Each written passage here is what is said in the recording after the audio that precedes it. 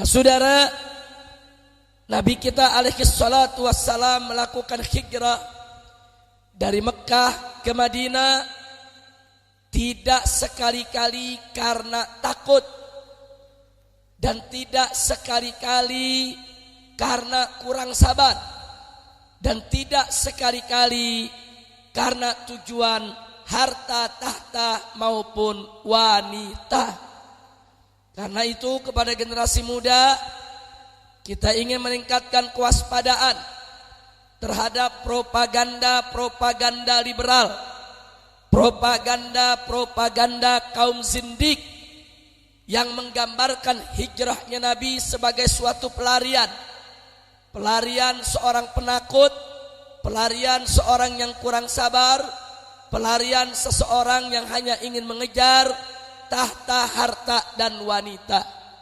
Maka itu saya ingatkan semenjak dini, jaga akidah kita, jaga agama kita, jaga keyakinan kita. Jangan sampai kita masuk terjebak dalam propaganda kaum zindik, kaum liberal yang saat ini merajalela di kita punya negeri, saudara. Mari kita lihat. Yang pertama, andai kata, na'udzubillah min andai kata. Andai kata Nabi kita Sayyiduna Muhammad sallallahu alaihi wasallam hijrah dari Mekah ke Madinah karena takut, saudara. Andai kata beliau hijrah karena takut, semestinya beliau hijrah lebih dulu sebelum para pengikutnya. Semestinya beliau hijrah lebih dulu sebelum umatnya hijrah. Semestinya beliau hijrah lebih dulu sebelum para sahabatnya hijrah, saudara. Tapi kalau kita buka lembaran tarikh, kita buka lembaran sejarah, saudara, justru faktanya kebalikannya. Para sahabat Nabi digiring untuk meninggalkan Mekah pada hijrah yang pertama, yaitu hijrah ke Habasyah. Bagaimana kaum du'afa wal mustad'afin, saudara, dari kalangan para sahabatnya diarahkan oleh Nabi untuk meninggalkan kota Mekah menuju negeri Habasyah, yaitu negeri Ethiopia. Untuk apa? Untuk menyelamatkan akidah mereka, menjauhkan diri dari segala siksa dan penganiayaan yang dilakukan oleh orang-orang kafir Quraisy. Kemudian hijrah yang berikutnya, bagaimana Nabi menggiring para sahabatnya, saudara, semuanya, bukan hanya yang du'afa, bukan hanya yang mustad'afin, bahkan saudara, sahabat-sahabatnya yang gagah berani, saudara, seperti siapa? Seperti Sayyidina Umar Ibn Khattab radhiyallahu ta'ala anhu, didorong oleh Nabi agar mereka segera hijrah meninggalkan Mekah ke Madinah. Jadi praktis, saudara, hampir semua sahabat Nabi meninggalkan Nabi di kota Mekah, saudara. Andai kata Nabi kita pengecut, andai kata Nabi kita penakut, seperti dituduhkan oleh kaum zindik, seperti digambarkan oleh para kaum liberal, saudara, mestinya Nabi hijrah lebih dulu, saudara. Orang penakut itu enggak berani lari belakangan. Orang penakut itu enggak berani pergi belakangan. Orang penakut itu selalu berusaha lari lebih dulu dibandingkan yang lain. Betul? Betul. Bahkan enggak sampai di situ. Kalau Nabi kita takut, saudara, mestinya orang-orang gagah seperti paman beliau Sayyidina Hamzah ibnu Abdul Muttalib, seperti sahabat beliau Sayyidina Umar ibn Khattab, seperti sahabat yang lainnya Sa'ad ibn Abi Waqqas. Ini jagoan-jagoan kota Mekah, saudara. Kalau Nabi penakut, mestinya sahabatnya yang jagoan tadi jangan dikasih jalan, jangan disuruh hijrah, mestinya disuruh jagain Nabi, dampingin Nabi, jadi bodyguard Nabi, jadi penjaga Nabi, saudara. Tapi faktanya justru jagoan-jagoan sahabat Nabi yang ditakuti di kota Mekah, Nabi suruh berangkat duluan, saudara. Subhanallah.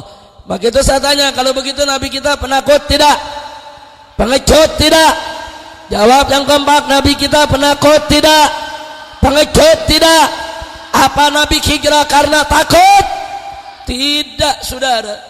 Bahkan mari kita lihat lagi saudara, bagaimana beraninya Nabi alaihi salatu wassalam.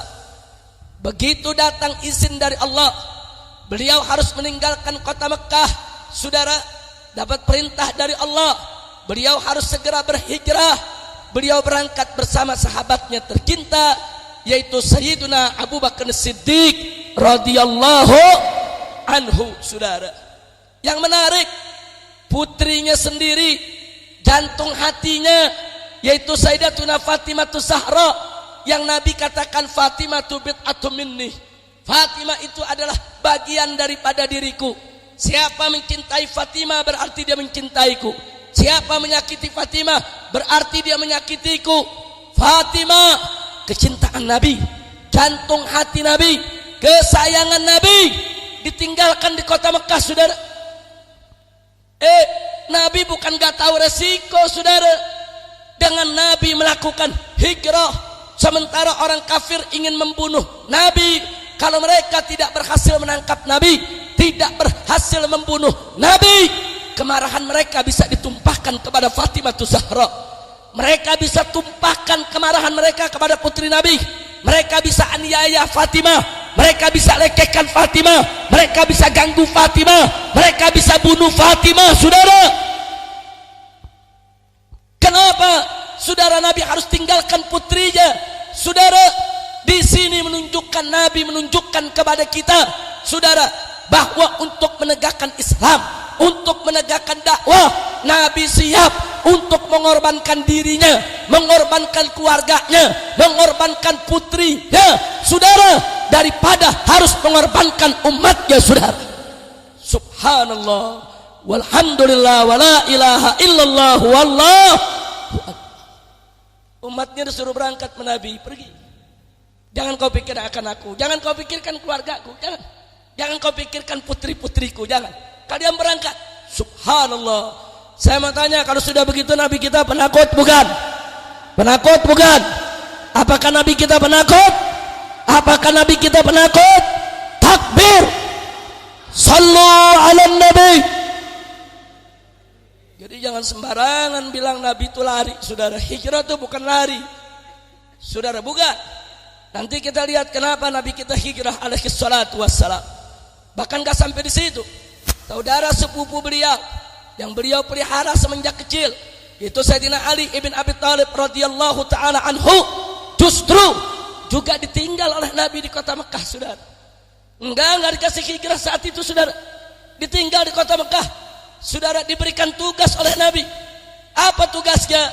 Kalau nanti Nabi meninggalkan kota Mekah, itu di rumah Nabi banyak barang titipan orang, saudara.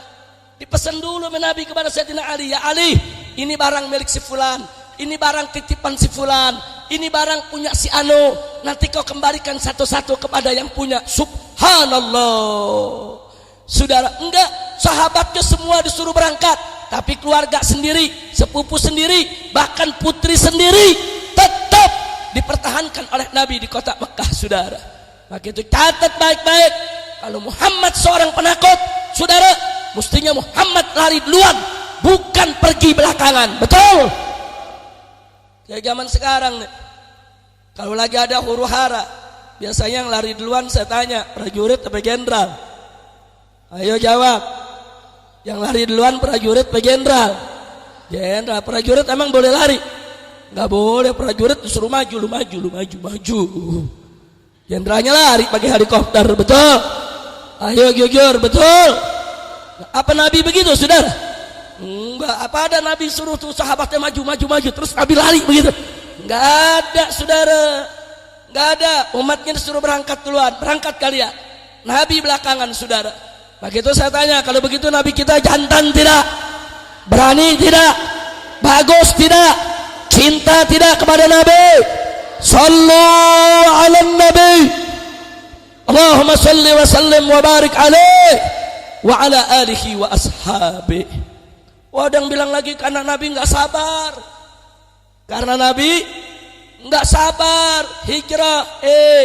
Siapa bilang enggak sabar, saudara?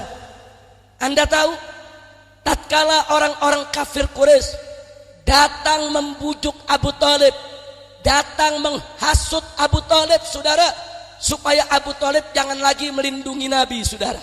Dari mulai bujukan sampai kepada rayuan, sampai kepada ancaman-ancaman ke Abu Thalib supaya Abu Thalib tidak melindungi Nabi.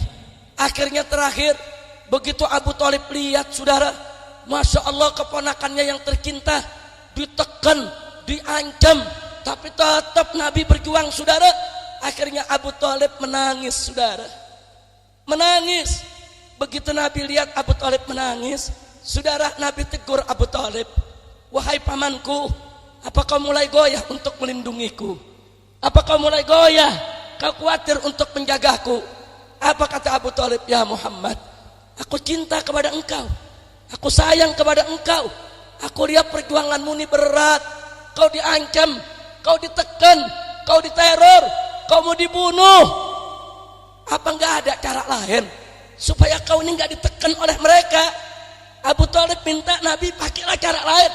Bagaimana caranya supaya Nabi ini enggak ditekan, enggak diteror, saudara? Apa jawab Nabi alaihi salatu wasalam kepada Abu Thalib? Ya ammi ya Abu Thalib, wahai pamanku Abu Thalib, itu segala bentuk ancaman, segala bentuk teror, itu segala bentuk beban-beban dakwah, saudara, yang dilontarkan oleh orang-orang kafir Quraisy, itu kecil semuanya. Kulli Quraisy, katakan kepada orang-orang kafir Quraisy tersebut, hei pamanku, apa yang harus dikatakan? La wada'atis samsa fi yamini wal qamara fi yasari ala an atruqa hadal amr wallahi ma fa'altu. Hei pamanku, kecil itu beban yang mereka bebankan di pundakku, dengan tekanan, dengan teror, dengan ancaman. Andai kata mereka meletakkan matahari di sebelah kananku, bulan di sebelah kiriku, ditaruh beban yang begitu berat supaya aku tinggalkan daripada kewajiban dakwah ini, wallahi demi Allah ma fa'altu, tidak akan pernah aku lakukan. Takbir. Baru beban caci maki, hinaan, kata Nabi kecil. Baru beban teror, ancaman, kecil. Ambil matahari, ambil bulan yang begitu berat, taruh di pundak Nabi, saudara. Tetap Nabi tidak akan bergeser untuk menegakkan Islam dan menyebarkan dakwah Islam. Nah, kalau begitu saya tanya, kalau gitu Nabi sabar tidak? Jawab yang kompak, Nabi sabar tidak? Nabi tegar tidak? Nabi tabah tidak? Takbir. Sallu ala Nabi. Enaknya ngomong Nabi nggak sabar, saudara. Kemudian pada kesempatan lain lagi ada yang bilang, ini kan Nabi hijrah karena di Mekah kekurangan pengikut. Karena kekurangan pengikut, jadi Nabi nggak bisa jadi pemimpin. Karena Muhammad nggak bisa jadi pemimpin, Muhammad nggak bisa ngumpulin harta. Karena nggak bisa ngumpulin harta, Muhammad nggak bisa kawin banyak wanita. Makanya waktu di Mekah Muhammad miskin, nggak punya harta, bukan pemimpin, istrinya cuma satu. Nah makanya Muhammad cari peluang, bagaimana supaya bisa jadi pemimpin, bagaimana supaya bisa mengumpulkan harta, bagaimana supaya bisa kawin dengan banyak wanita. Makanya Muhammad mencari tempat lain yang pengikutnya banyak, yaitu Madinah. Sampai di Madinah punya banyak pengikut, jadi pemimpin, dapat harta banyak, nah kemudian bisa kawin dengan banyak wanita. Innalillahi wa inna ilaihi raji'un. Saya tanya, kurang ajar tidak? Kurang ajar tidak? Itu penghinaan tidak kepada Nabi? Penghinaan tidak kepada Nabi? Saudara, begitulah cara berfikirnya kaum sindik. Begitulah cara berfikirnya kaum liberal yang tidak punya akhlak, tidak punya iman, tidak punya adab, seenaknya menilai dengan akal pikiran mereka dan hawa nafsu mereka. Saudara, andai kata betul Nabi menginginkan tahta, harta dan wanita, mestinya Nabi tidak perlu hijrah, saudara. Loh kok bisa? Nabi didatangi oleh pentolan orang-orang kafir. Saudara, bagaimana tatkala orang-orang kafir Quraisy berkumpul mengutus sepuh mereka yang bernama Utbah ibn Rabi'ah, saudara, yang saat itu umurnya sudah 80 tahun lebih. Julukannya adalah Hakimu Quraisy, yaitu saudara begawannya Quraisy, orang Quraisy yang sangat dihormati, saudara, yang dianggap paling arif dan bijaksana, diutus untuk bertemu dengan Nabi kita Sayyiduna Muhammad sallallahu alaihi wasallam. Begitu diutus, saudara, tahu apa yang terjadi? Begitu dia bertemu dengan Nabi, apa dia katakan? Ya Muhammad, aku diutus oleh seluruh masyarakat Quraisy. Aku disuruh menanyakan kepada engkau. Engkau punya pekerjaan ini, menyebarkan agama baru. Apa sih yang kau mau? Andai kata kau ingin kekuasaan, mau jadi raja, kami bangsa Quraisy siap menobatkanmu jadi raja kami. Kalau kamu ingin harta benda, kami masyarakat Quraisy akan mengumpulkan separuh dari seluruh kekayaan kami untuk kami berikan kepada engkau, sehingga kau menjadi terkaya di tengah bangsa Arab. Ya Muhammad, kalau kau ingin wanita cantik, akan kami kumpulkan, kami pilih wanita-wanita Arab yang tercantik untuk kami serahkan kepada engkau. Syarat, stop penyebaran agama baru ini, stop dakwah ini. Saudara, itu penawaran dari orang-orang kafir Quraisy buat Nabi. Ditawarkan jadi raja Arab, tahta. Ditawarkan untuk menjadi orang paling kaya, harta, saudara. Ditawarkan untuk punya istri-istri daripada wanita-wanita Arab tercantik, wanita. Nabi sudah ditawarkan depan mata, saudara, tahta, harta, dan wanita. Nabi hanya tinggal menganggukkan kepala, Nabi hanya tinggal mengedipkan mata, Nabi hanya tinggal menyetujui, selesai. Kalau Nabi mau tahta, Nabi mau harta, Nabi mau wanita, saudara, tidak nantinya, saudara, untuk harus hijrah, enggak perlu hijrah, tinggal iakan, Nabi dapat itu semua, saudara. Tapi apa yang terjadi, saudara? Begitu Utbah ibn Rabi'ah selesai bicara, kata Nabi alaihi salatu wassalam, ya Utbah, sudah selesai kau sampaikan hajatmu? Ya Muhammad, aku mau tahu apa jawabanmu. Nah, kalau begitu isma, kau dengarkan baik-baik apa yang akan aku baca. Nabi bacakan surat Fussilat ayat 1 sampai 13, saudara. Nabi baca dengan tartil ayatnya. Nabi baca dengan tenang ayatnya, saudara. Ayat yang menceritakan tentang isi kandungan Al-Quran, rahmannya Allah, rahimnya Allah, agungnya Al-Quran, saudara, indahnya agama yang diturunkan oleh Allah. Setelah didengar, saudara, oleh Rabi'ah bin Utbah ini, saudara, habis Nabi selesai membaca, Nabi balik bertanya, ya Utbah, sudah kau dengar yang aku baca? Utbah diam, tidak menjawab, langsung permisi meninggalkan tempat, saudara. Gemeter badannya dengar itu ayat. Begitu keluar dari rumah Nabi, bergegas menemui orang-orang kafir Quraisy yang lagi berkumpul. Apa kata Rabi'ah bin Utbah? Masyarakat Quraisy, segenap bangsa Quraisy, hari ini aku mendengar apa yang diucapkan oleh Muhammad, ma huwa bisy'ri wala bisihri. Apa yang diucapkan oleh Muhammad, dibaca oleh Muhammad, itu bukan syair, itu bukan ilmu sihir, walal kahanah, dan itu bukan mantra-mantra perdukunan. Bukan. Ini apa yang dibaca oleh Muhammad. Aku mengendus, ini akan terjadi nabaun azim, satu peristiwa yang besar di kemudian hari. Maka itu aku usulkan kepada kalian, kata Rabi'ah, mulai hari ini kalian jangan ganggu Muhammad. Kalian jangan ikut agamanya Muhammad, jangan juga ganggu Muhammad. Biarkan aja orang ini dengan urusannya. Biarkan, ini akan terjadi peristiwa besar dari apa yang dibacanya tadi. Jangan diganggu. Ini nanti kita lihat saja bagaimana seluruh bangsa Arab menghadapi Muhammad. Kita bangsa Quraisy nonton saja. Lihat, kalau nanti seluruh bangsa Arab ini marah kepada Muhammad karena sesembahan mereka diprotes oleh Muhammad, dihina oleh Muhammad, saudara, sehingga bangsa Arab akan membunuh Muhammad, maka kita nggak perlu kerja keras. Muhammad mati dibunuh oleh bangsa Arab yang lain tanpa campur tangan kita.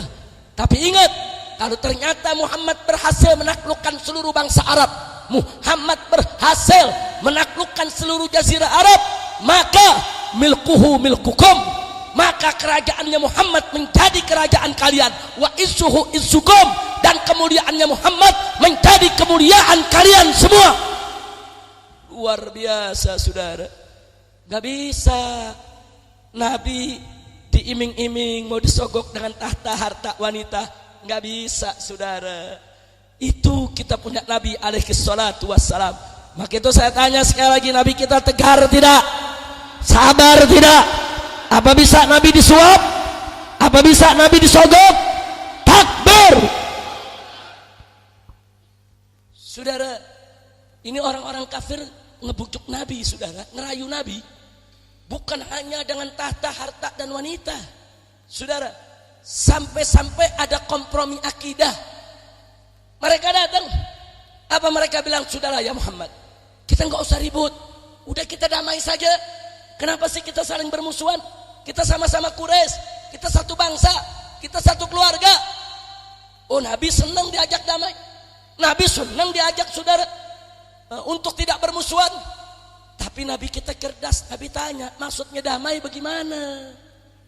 Apa mereka bilang? Begini saja, kita udah mulai hari nggak usah ribut, kita damai. Satu hari rame-rame kita sembah Allah, besok rame-rame kita sembah berhala. Lusanya rame-rame kita sembah Allah, hari berikutnya lagi rame-rame sembah berhala. Luar biasa saudara. Artinya apa? Ada tawaran akidah untuk dicampur adukan saudara.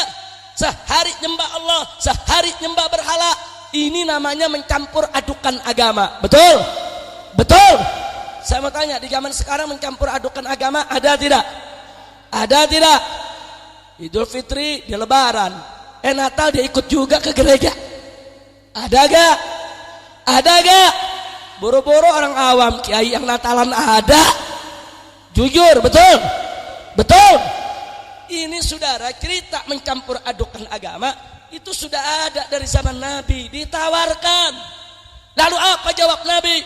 Kali ini bukan lagi Nabi yang menjawabnya saudara, Allah yang menjawabnya. Saat itu juga Nabi mendapatkan wahyu dari Allah. Apa Allah nyatakan kepada Nabi? Qul ya ayyuhal kafirun. Hei Muhammad, katakan, jawab itu. Jawab itu tawaran kompromi akidahnya orang-orang kafir.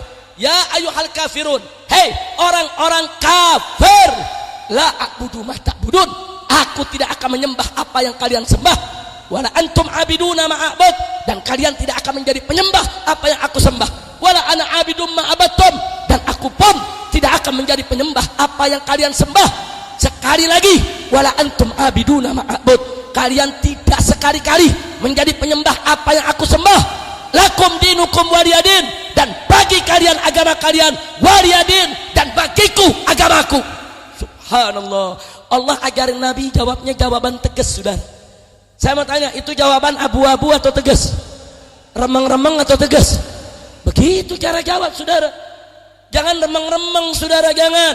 Halal katakan halal, haram katakan haram, hak katakan hak, batil katakan batil. Jangan kalau ngejawab remeng-remeng saudara.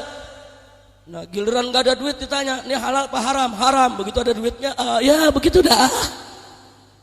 Ada gak yang model begitu? Ada gak yang model begitu? Nah sekarang saya mau tanya, sikap Nabi tadi diajarkan oleh Allah tegas tidak? Jelas tidak? Bagus tidak? Dan saya mau tanya, campur aduk agama boleh tidak? Boleh tidak? Boleh tidak? Enggak boleh saudara. Jadi Abu Jahal datang rame-rame nawarin campur aduk agama. Berarti Abu Jahal itu bapak pluralisme tuh. Nah, sekarang kita baru keren di Indonesia ada pluralisme, ketinggalan zaman loh. Pluralisme itu udah basi, itu ajarannya Abu Jahal. Jadi kalau sekarang ada mengatakan semua agama sama, semua agama pasti masuk surga, pala lu bomenyan. Enaknya saudara. Saya mau tanya semua yang ada di sini saudara, agama yang ada di sisi Allah agama apa? Jawab yang kompak, agama yang ada di sisi Allah agama apa? Yakin? Percaya? Beriman? Dalilnya inna dina indallahil Islam. Baik, saya mau tanya saudara, agama Islam ini sempurna tidak? Sempurna tidak?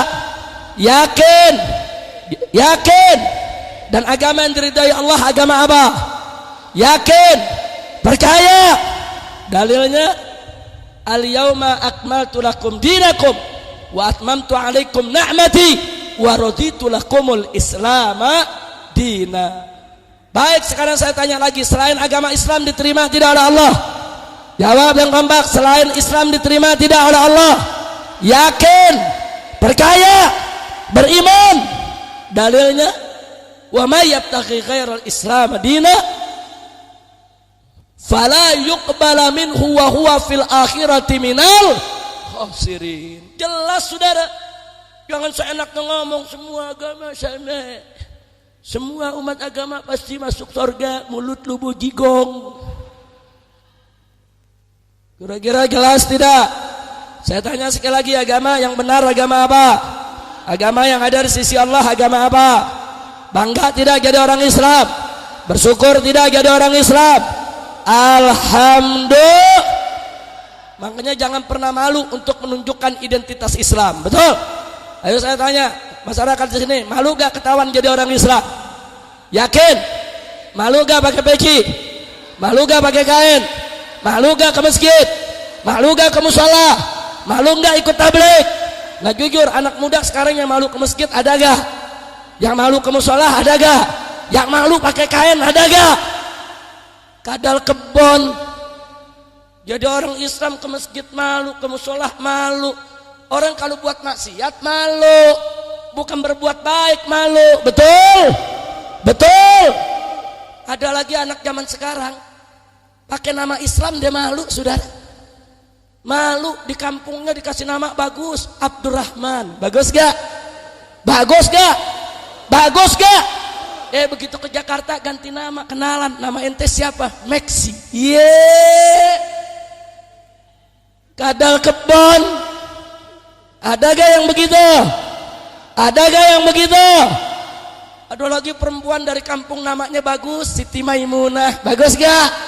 Bagus gak? Pindah ke Jakarta kenalan, oh namanya siapa? Oh nama saya Margaret. Cacing pasir. Saya tanya, yang begitu ada gak? Ada gak? Jangan malu saudara jadi orang Islam. Orang-orang tua kita sudah kasih nama kita bagus, Abdullah, Abdurrahman. Saudara Abu Bakar, Umar, Khalid, Abdul Ghani, Abdul Halim. Pakai. Kenapa jadi diganti saudara? Matius, Markus, Tikus, mampus. Pakai nama Islam, jangan malu. Betul? Kira-kira jelas tidak? Nah, maka itu saya mau tanya sekali lagi, semua yang ada di sini bangga tidak jadi orang Islam? Bersyukur tidak jadi orang Islam? Siap jaga Islam? Siap bela Islam? Takbir! Sallu ala Nabi. Nah, jadi belajar dari apa yang pernah dilakukan oleh Nabi alaihi salatu wassalam. Nabi telah memberikan contoh kepada kita.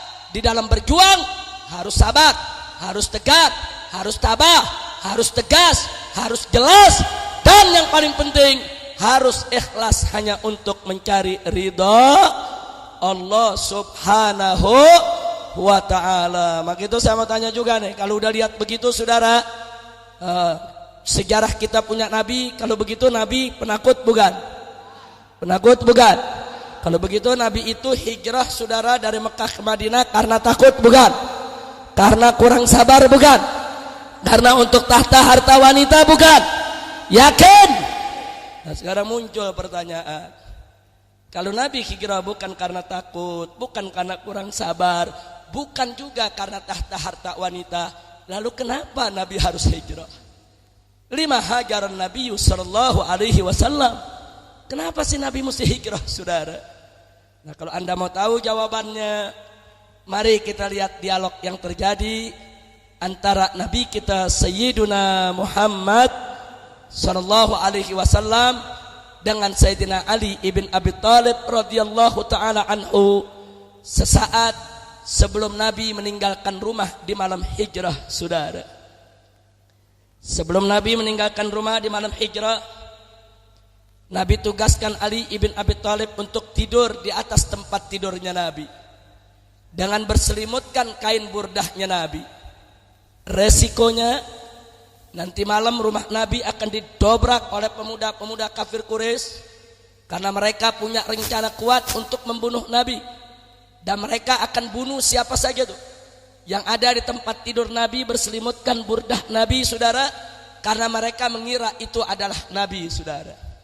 Artinya tugas yang diberikan kepada Sayyidina Ali adalah resikonya mati. Makanya tadi saya katakan, semua sahabat Nabi suruh hijrah. Keluarganya dikasih tugas yang berat-berat. Ada yang dikasih tugas siap mati di atas tempat tidur Nabi, saudara. Enggak main-main itu, saudara. Nah, yang menarik, Nabi manggil Sayyidina Ali sebelum keluar dari rumah beliau di malam hijrah. Apa kata Nabi? Ya Ali, kau tahu resikonya kalau kau tidur di pembaringanku? Sayyidina Ali menjawab, tentu aku tahu ya Rasulullah. Ini pertanyaan yang penting adalah Nabi berkata, ya Ali, atakhaf? Wahai Ali, adakah kau takut? Adakah kau takut? Ini resikonya mati. Resikonya nanti ini rumahku didobrak, orang dengan pedang terhunus, dia akan bunuh siapa saja yang ada di balik selimutku. Atakhaf? Apakah adakah kau takut ya Ali? Apa jawab Ali ibn Abi Thalib? Ya Rasulullah, ini Ali ya Rasulullah. Ini cuma seorang pemuda di antara ribuan pemuda yang lainnya. Kalau malam hari ini seorang Ali mati, ya Allah, ya Rasulullah, hanya seorang pemuda yang mati, wahai Rasul. Hanya seorang pemuda. Kalau malam hari ini pemuda Ali mati, besok akan lahir pemuda-pemuda lainnya untuk menggantikan Ali berjuang bersamamu, wahai Rasulullah. Tapi kalau malam hari ini kau yang mati, ya Rasulullah, kau yang dibunuh, ya Rasulullah, kau yang tewas, ya Rasulullah, sementara Islam belum tuntas, Islam belum tuntas, dakwah belum sempurna, kemana harus kami mencari ganti, ya Rasulullah? Ya Rasulullah, biarkan Ali yang mati, asal jangan kau yang mati. Malam hari ini apapun yang terjadi, kau tidak boleh mati, kau tidak boleh dibunuh, kau harus sempurnakan dakwah, kau harus tuntaskan kewajibanmu untuk menyampaikan dakwah. Biarkan Ali mati, ya Rasulullah. Subhanallah. Saudara, dengan jawaban Sayyidina Ali tadi, di situ kita tahu kenapa Nabi hijrah. Nabi hijrah bukan karena takut. Nabi hijrah bukan karena kurang sabar. Nabi hijrah bukan karena harta tahta dan wanita. Tapi Nabi hijrah untuk menyelamatkan dakwah.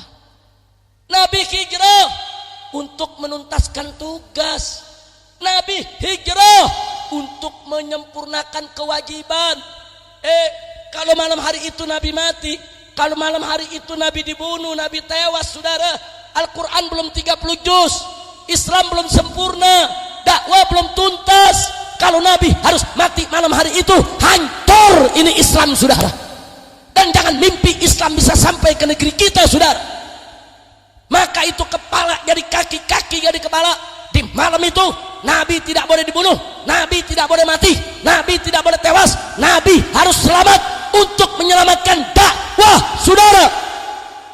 Makanya Sayyidina Ali, saudara, sang pemuda remaja, dengan tegas siap mati, asal jangan Nabi yang mati, saudara. Sebab kalau Ali yang mati, Nabi masih bisa mencari sahabat-sahabat yang lain untuk berjuang membantu Nabi. Tapi kalau Nabi yang mati, kemana umat akan mencari pengganti, saudara? Jadi jawabnya, kenapa Nabi hijrah? Untuk menyempurnakan dakwah, menuntaskan tugas dakwah, agar Islam ini sampai kepada generasi-generasi berikutnya, saudara. Dengan kata lain, hijrah Nabi untuk menjaga kesinambungan dakwah, hijrah Nabi untuk menjaga kesinambungan penyebaran Islam, hijrah Nabi, saudara, untuk memastikan Al-Quran turun 30 juz, dakwah Nabi sempurna. Kalau semua sudah sempurna, baru Nabi boleh mati kembali kepada Allah, saudara. Itulah sebabnya begitu turun ayat yang berbunyi, Al-yauma akmaltu lakum dinakum, saudara, hari ini ya Muhammad, aku telah sempurnakan bagimu agamamu. Nabi mulai berbisik-bisik kepada beberapa sahabat kalau umurnya sudah dekat, saudara. Kenapa? Karena Islam sudah sempurna. Al-Quran udah 30 juz. Nabi udah ajarkan semua. Tata cara sholat, tata cara puasa, tata cara zakat, tata cara haji. Nabi sudah jelaskan semua. Mana yang hak, mana yang batil, mana yang halal, mana yang haram, mana yang baik, mana yang buruk, mana maksiat, mana taat. Semua sudah dijelaskan oleh Nabi kepada umatnya. Tapi di malam hijrah belum tuntas, belum semua. Al-Quran belum selesai diturunkan, saudara. Belum, Nabi belum mengajarkan semua. Andai kata Nabi harus dibunuh pada malam hari itu, hancur Islam ini, saudara. Nah, makanya supaya Anda tahu siapa sih yang ngusulin Nabi dibunuh, saudara. Anda tahu begitu terjadi kumpul orang kafir Quraisy di Darun Nadwah, mereka sudah kehabisan akal bagaimana cara membungkam dakwah Nabi. Mereka hina Nabi, mereka fitnah Nabi, mereka teror Nabi, saudara, mereka boikot Nabi, mereka bujuk Nabi, dan lain sebagainya untuk membungkam dakwah Nabi. Semuanya gagal total, saudara. Nah, akhirnya mereka kumpul di Darun Nadwah. Mereka musyawarah, saudara. Mereka berunding. Sidang kepada orang-orang tokoh-tokoh kafir Quraisy. Harus diapakan ini Muhammad? Ada yang kasih usul. Kalau begitu Muhammad, kita usir saja dari kota Mekah. Terserahlah dia mau tinggal di mana aja. Ada satu kakek-kakek, saudara. Jenggotnya panjang, memakai gutroh. Gutroh itu seperti yang dipakai oleh orang-orang Saudi itu, yang merah itu, saudara. Bukan imamah, gutroh, saudara.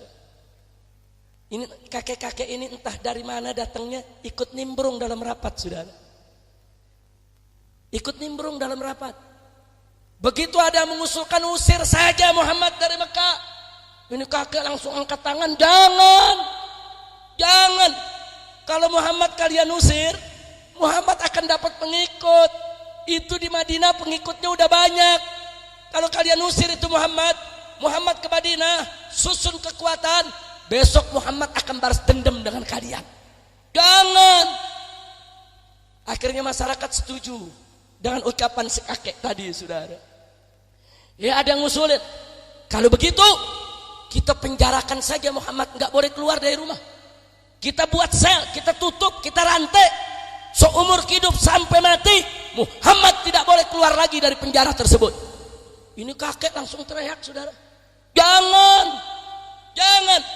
Kalau Muhammad kalian penjara, maka pengikutnya yang ada di Madinah itu akan atur siasat untuk menyerbu, untuk menyerang, sembunyi-sembunyi masuk Mekah. Begitu kita lengah, Muhammad akan mereka bawa lari. Jangan. Akhirnya ada satu orang mengatakan, ya sudahlah, kalau usir jangan, penjara jangan, kita bunuh saja. Ini kakek langsung berdiri, itu baru betul. Itu baru betul, habisi Muhammad. Siapa gerangan si kakek tadi, saudara? Dalam hadis disebutkan, kakek tadi adalah iblis yang sedang berwujud manusia. Jadi iblis tahu, kalau menghancurin Islam, ya bunuh Muhammadnya. Mumpung Islam belum tuntas, mumpung Islam belum sempurna, mumpung Al-Quran belum 30 juz, habisi Muhammad. Muhammad habis, Islam habis. Masya Allah. Siapa yang tahu begitu kalau bukan iblis, saudara? Kira-kira jelas gak? Jelas gak? Nah, jadi iblis yang memanas-manasi, bunuh.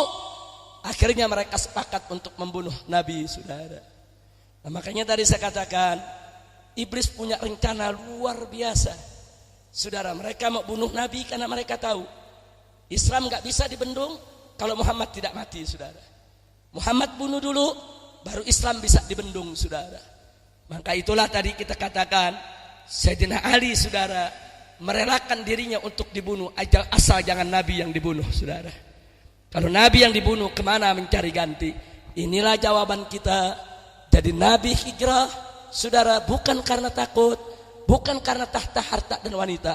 bukan karena kurang sabar, tapi untuk menyempurnakan dakwah, untuk menyempurnakan Islam, untuk menuntaskan kewajiban, untuk menjamin kesinambungan dakwah Islam agar sampai ke generasi-generasi selanjutnya. Alhamdulillah, dengan berkah hijrahnya Nabi, akhirnya Islam sampai ke Nusantara, Islam sampai ke Indonesia. Islam masuk ke gang-gang di Kebon Jeruk, saudara. Sampai Islam masuk nih ke gang sini nih. Subhanallah, andai kata Nabi kita tidak pernah hijrah, Nabi kita dibunuh di tengah sebelum tuntasnya Islam, Islam tidak akan pernah sampai ke sini, saudara. Begitu saya tanya, kalau gitu berkah, saudara, hijrahnya Nabi berkah tidak? Hijrahnya Nabi berkah tidak? Ayo jawab yang kompak. Apakah Nabi hijrah karena takut? Apa Nabi hijrah karena kurang sabar? Apa Nabi hijrah, saudara, karena tahta harta dan wanita? Yakin? Betul. Nabi hijrah untuk menyelamatkan agama untuk menuntaskan dakwah untuk menjamin kesinambungan Islam sampai generasi penerus berikutnya. Betul. Kalau begitu, saudara, hijrah Nabi bagus tidak? Penting tidak? Perlu tidak? Takbir. Sallu ala Nabi. Nah, itulah sebabnya, saking pentingnya hijrah, saudara, Sayyidina Umar Ibn Khattab dan para sahabat yang lain menjadikan tahun hijrahnya Nabi sebagai tahun pertama Hijriyah. Padahal banyak yang kasih usul, saudara, tahun Islam itu mulai dari hari lahirnya Nabi saja. Ada lagi yang usul dari hari Nabi diangkat menjadi Rasul. Wah, ada lagi yang usul tahun Islam itu dimulai dari hari wafatnya Nabi. Tapi Sayyidina Umar punya pandangan tidak. Tahun Islam itu dimulai dari hijrahnya Nabi. Kenapa? Karena hijrah punya makna yang besar, saudara. Makna di mana pengorbanan Nabi, puncak daripada perjuangan Nabi, dan perantara yang menghubungkan antara episode Mekah dan episode Madinah, saudara. Itulah sebabnya akhirnya para sahabat semua sepakat tahun hijrahnya Nabi dijadikan sebagai tahun pertama sejarah, tahun pertama Hijriah, untuk mengenang pentingnya sejarah hijrah beliau. Alhamdulillah. Sampai di sini jelas tidak? Paham semua? Alhamdulillah. Nah, sekarang saya mau ajak semua. Dulu Nabi hijrah dari Mekah ke Madinah, saudara. Tapi begitu Nabi kembali, saudara, merebut kota Mekah, Nabi mengatakan para sahabatnya, la hijrata ba'dal fathi. Tidak ada lagi hijrah dari Mekah setelah Mekah ditaklukkan. Tapi sungguh pun begitu, saudara. Walaupun hijrah dari Mekah ke Madinah sudah tidak ada, akan tetapi, saudara, Nabi memperkenalkan kepada kita bentuk hijrah yang lain yang pahalanya tidak kalah dengan hijrah yang dicontohkan oleh Nabi, saudara. Sebagaimana diriwayatkan oleh Al-Imam Al-Bukhari, Al-Imam An-Nasai, Al-Imam Abu Daud, Al-Imam Tirmizi, Al-Imam Al-Hakim, begitu juga Al-Imam Ahmad dalam kitab Musnadnya. Nabi bersabda, Al-muhajiru man hajara manahallahu anhu. Seorang muhajir, seorang pelaku hijrah, orang yang hijrah sebenarnya adalah orang yang meninggalkan segala apa yang dilarang oleh Allah Subhanahu wa ta'ala. Jadi manakala kita tinggalkan maksiat, kita tinggalkan kemunkaran, kita tinggalkan segala macam dosa, berarti kita sudah hijrah, saudara. Maka itu yuk pada malam hari ini kita serukan semua umat Islam yang ada di sini.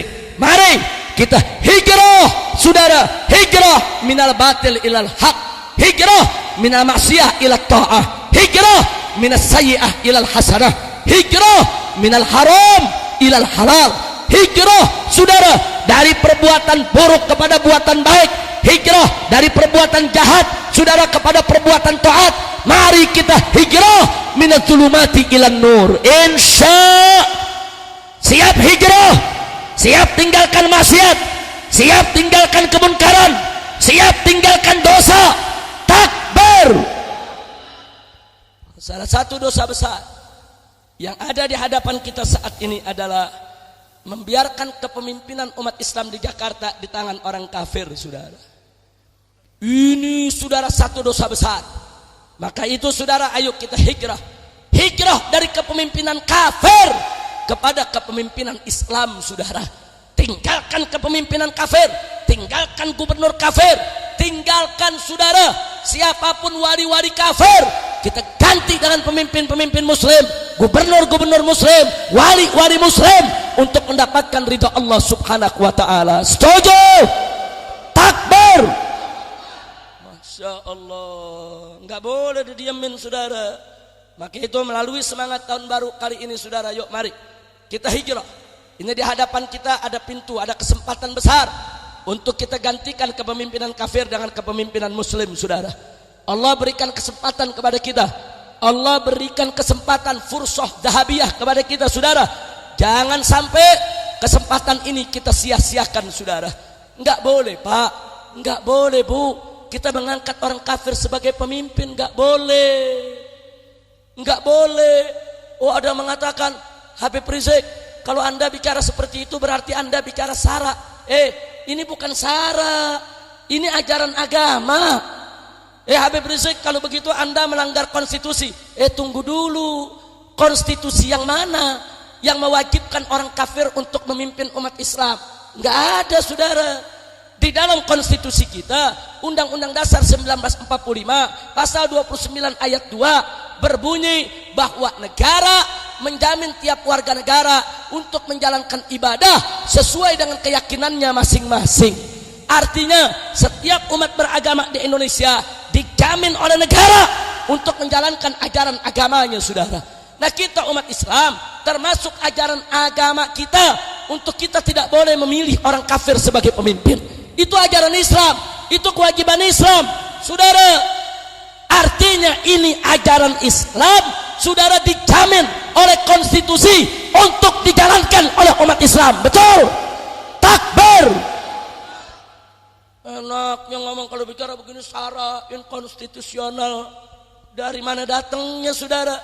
Makanya jangan ragu-ragu. Hei para kiai, hei para ustadz, hei para ulama, sampaikan di masjid-masjid, sampaikan di musola-musola, sampaikan di majelis-majelis taklim, sampaikan bahwa umat Islam haram untuk mengangkat orang kafir sebagai pemimpinnya saudara. Haram.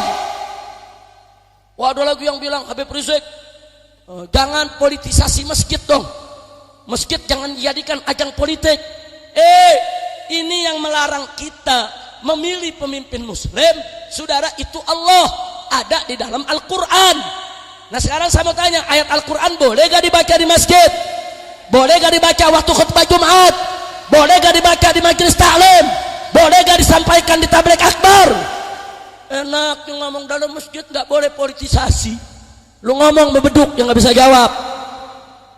Lu ngomong sama gua keruak, lu punya mulut. Kira-kira jelas tidak?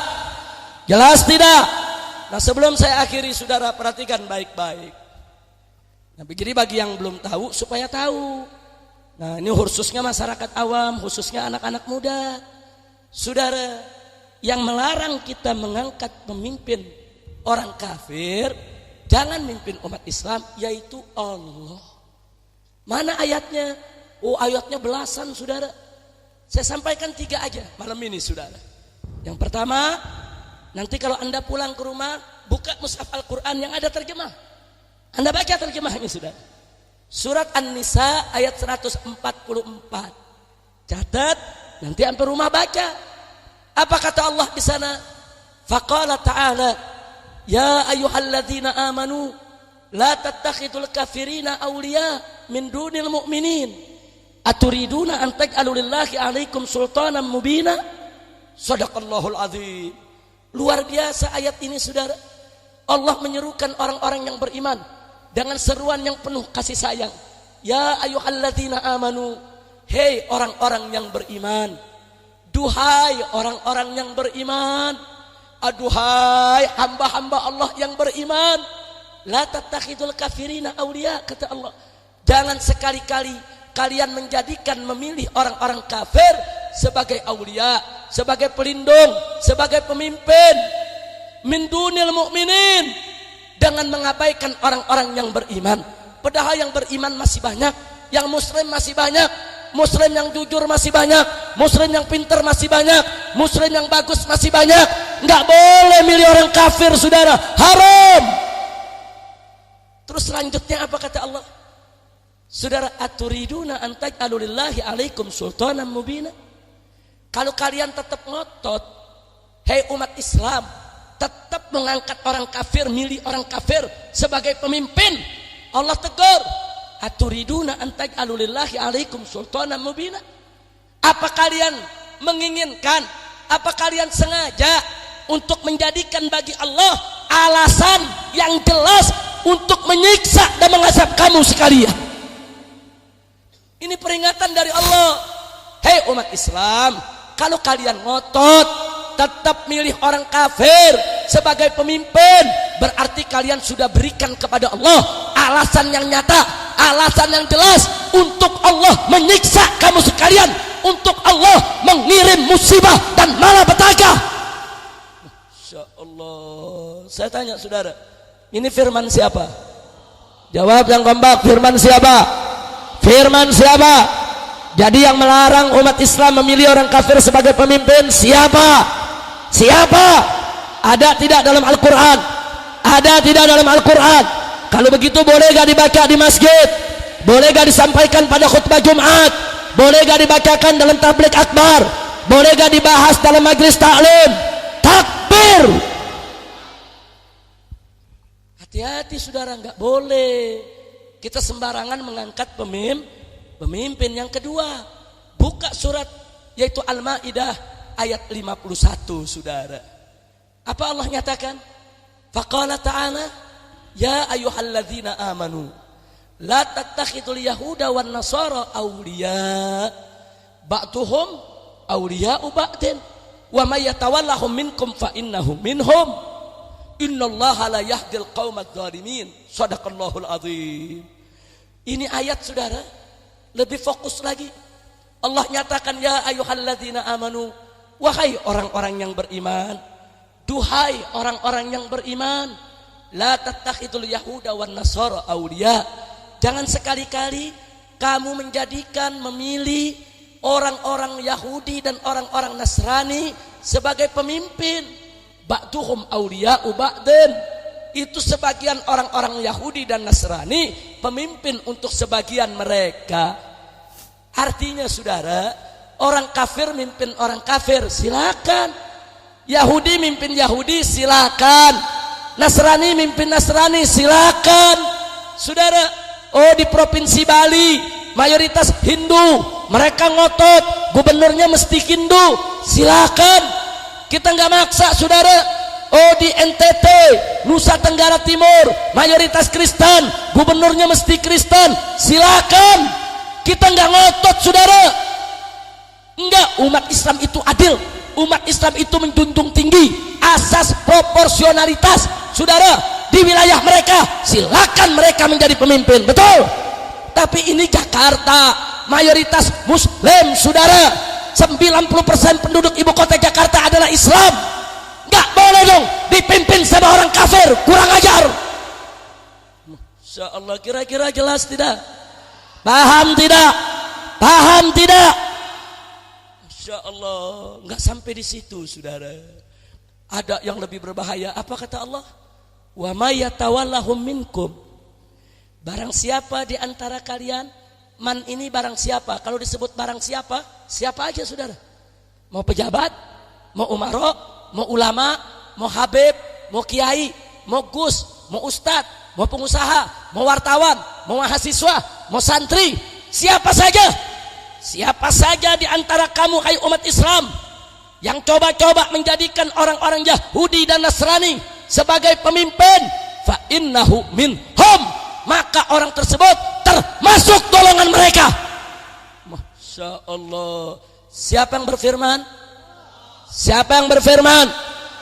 Jadi kalau ada orang Islam mendukung orang Yahudi menjadi pemimpin umat Islam, berarti dia termasuk golongan Yahudi saudara.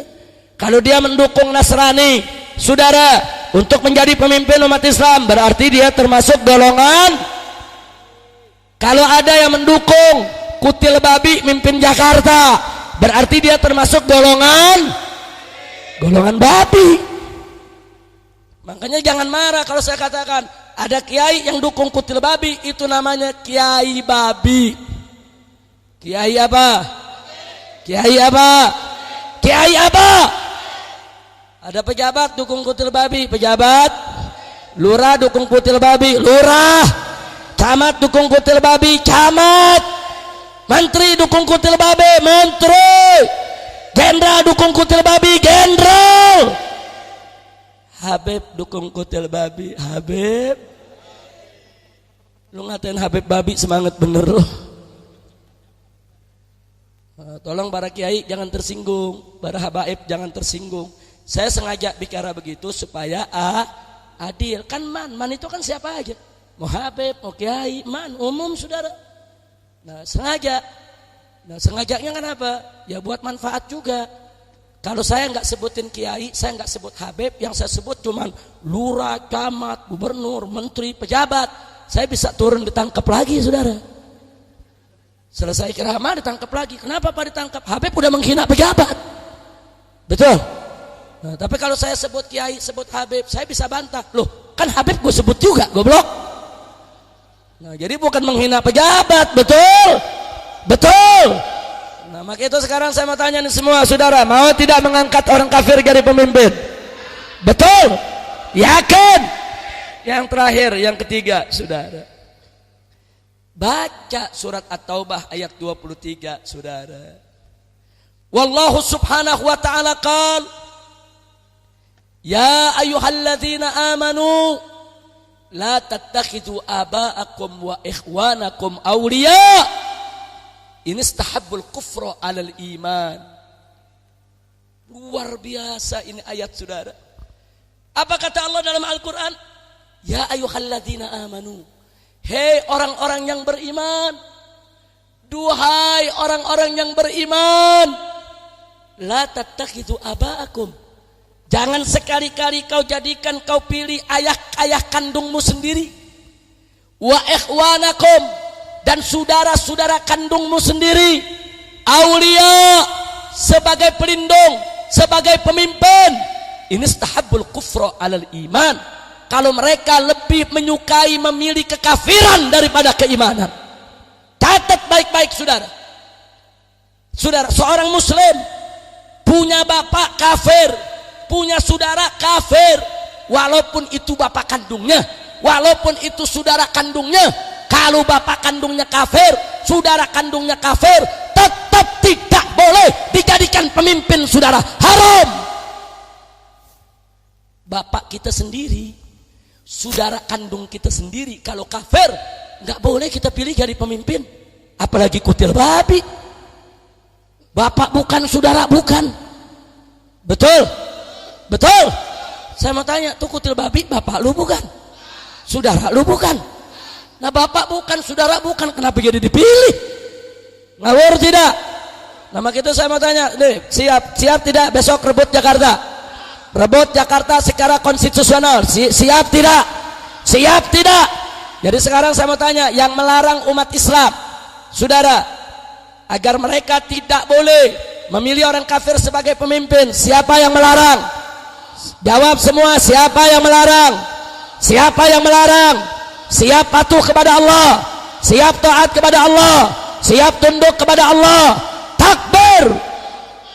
Alhamdulillah. Maka itu dalam pilkada yang akan datang, kita harus bekerja sama, berjuang bareng-bareng supaya calon gubernur muslim yang menang. Setuju tidak? Wadang nanya, Habib, tapi calon gubernur muslimnya ada 2. Lu bingung amat 2, lu pilih. Lu dukung dua-duanya, tapi masuk TPS lu pilihnya satu aja. Lu pilih dua-duanya, suara batal. Tapi dukungnya dua-duanya, kita kampanyein dua-duanya, betul? Jadi nggak usah ribut. Yang mau pilih Agus, pilih Agus. Nggak usah menghina Anies. Yang mau pilih Anies, pilih Anies. Jangan menghina Agus, saudara. Jaga persaudaraan kita, saudara. Sebab dengan munculnya 2 calon gubernur muslim, ini bisa menjadi propaganda musuh untuk ngadu domba kita, saudara. Hati-hati, saudara.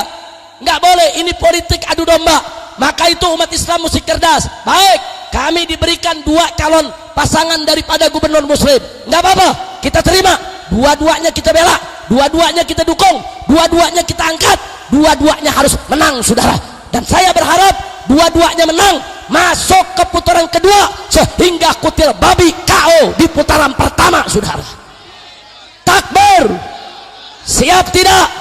Siap tidak? Siap bersatu? Siap bersatu?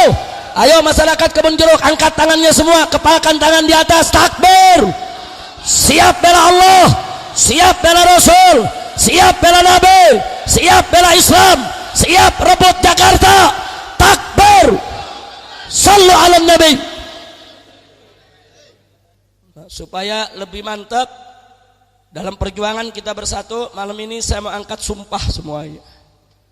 Boleh? Boleh. Lu jangan cuma teriak-teriak begini doang nih. Begitu besok masuk TPS lu pilih kutil babi lagi. Nah, ini malam kita mau angkat nih sumpah. Setuju gak? Setuju? Ayo semua rame-rame sumpah. Semua jangan diam. Yang diam saya doain biar pantatnya bisulan.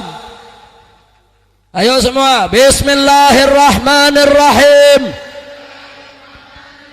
Asyhadu an la ilaha illallah wa asyhadu anna Muhammadar Rasulullah. Radina billahi rabba wa bil islami dina wa bi Muhammadin nabiyyan wa rasula wa bil muslimina ikhwana. Demi Allah, aku bersumpah dan aku berjanji bahwasanya aku hanya akan memilih calon gubernur muslim untuk memimpin Jakarta. Demi Allah, aku bersumpah dan aku berjanji bahwasanya aku tidak akan memilih calon gubernur kafir untuk memimpin Jakarta. Demi Allah, aku bersumpah dan aku berjanji untuk memenangkan Islam dan hanya memenangkan Islam untuk meraih ridha Allah. Takbir, takbir, takbir. Alhamdulillah. Yang pertama saya mengucapkan banyak terima kasih kepada. Lu kenapa Beb? Hati-hati lu udah sumpah. Kalau besok sampai lu khianat masuk ke dalam TPS, lu colok kutil babi keluar giting lu. Amin. Amin. Lu keluar giting lu. Bo, ini udah sumpah nih. Pokoknya begitu milih orang kafir lu khianat, keluar dari TPS bisa bergeledek lu. Amin. Amin. Hati-hati. Lu colok kutil babi di TPS, habis udah diangkat sumpah, lu mati di tempat. Akhirnya petugas TPS nungguin nih orang kok nggak keluar-keluar. Nah, makanya jangan coba-coba khianat, saudara. Ayo siap bela Allah, siap bela Rasul, siap, betul, takbir. Saya optimis, saya yakin. Insya Allah kedua calon muslim ini akan menang, tapi dengan syarat. Syaratnya jangan saling mencaci. Jangan saling mencaci, saudara. Kenapa? Hati-hati. Satu, kalau kedua calon ini para pendukungnya saling mencaci, itu akan menaikkan petahana. Elektabilitas petahana akan naik. Nih kutil babi makin naik nih. Nah orang-orang lihat ya, ini dua ribut melulu. Mau ngapain kok pilih calon gubernur, belum jadi gubernur udah ribut. Nah akhirnya mereka pilih petahana. Hati-hati, rugi tidak? Rugi tidak? Nah, atau setidaknya saudara, yang kedua, umat Islam jadi nggak simpatik kalau ini saling menghina. Nah kalaupun dia nggak pilih petahana, dia nggak pilih kutil babi, akhirnya dia golput. Nah kalau umat Islam golput, yang menang siapa? Kutil babi, saudara. Saya tanya, rugi tidak? Rugi tidak? Ada lagi yang ketiga, saudara. Kalau dua pasang ini para pendukungnya saling menghina, apalagi sampai keterlaluan, saudara, itu akan membuat orang sakit hati. Nah nanti katakanlah umpamanya Agus menang, masuk ke putaran kedua, Anies kalah, tapi pendukung-pendukung Anies udah sakit hati karena dicaci maki melulu. Akhirnya begitu masuk putaran kedua, dia nggak mau dukung Agus, saudara. Nah akhirnya yang menang siapa? Kutil babi. Atau sebaliknya, katakan yang menang Anies masuk ke putaran kedua, saudara, Agus nggak masuk. Nah pendukung-pendukungnya sakit hati karena kemarin dicaci maki oleh pendukung Anies. Nah mereka nggak mau dukung Anies di pilihan kedua, saudara. Mereka golput semua. Yang menang siapa? Nah makanya jangan saling hina, saudara. Jangan, saudara. Agus itu dicalonkan oleh partai-partai Islam. Ada PKB, ada P3, ada PAN, saudara. Ini partai-partai saudara kita, saudara. Betul? Nah begitu juga yang namanya Anies, saudara. Dicalonkan oleh Gerindra dan Partai Islam PKS. Ini juga saudara kita, saudara. Ada urusan apa kita saling hina? Ini hari umat Islam gak usah ribut, saudara. Udah jangan ribut. Udah kita saling puji aja. Kita saling angkat satu sama lainnya. Tutup.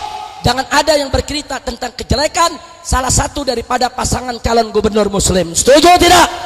Jadi kalau Anda lihat di medsos, di internet, di mana-mana ada yang ngejelek-jelekin calon gubernur Muslim, saudara, waspadai. Itu propaganda. Mau adu domba kita, itu propaganda supaya si kafir yang menang.